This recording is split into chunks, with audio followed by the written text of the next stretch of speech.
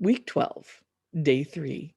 As we continue in our journey, watching and observing the Israelites take possession of the promised land, we find in Joshua chapters 11 through 14 that now that the Israelites have conquered the northern region, they set their sights on the rest of it. But we also see something a little akin to what I would call counting your eggs before they hatch. We now see between these chapters and going into the next couple of days through chapter 21, the division and distribution of the land among the tribes.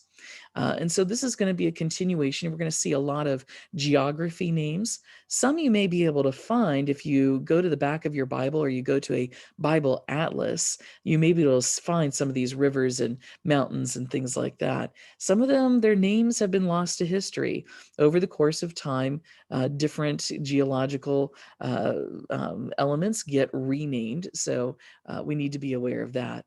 But watch also in this particular section as we read today that Caleb and Joshua are specifically mentioned as being rewarded with land.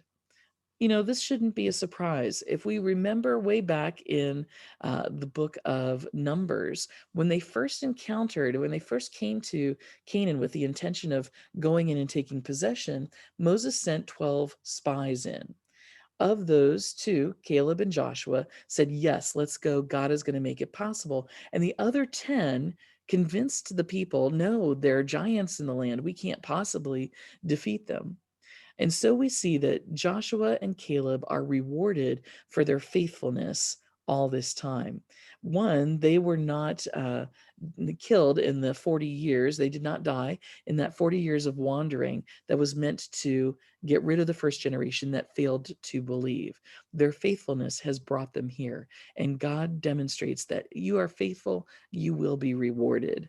Now, we want those rewards now and immediately. God does them in God's own time. But we always trust that God is always watching and always wanting us to be faithful, and God will reward our faithfulness.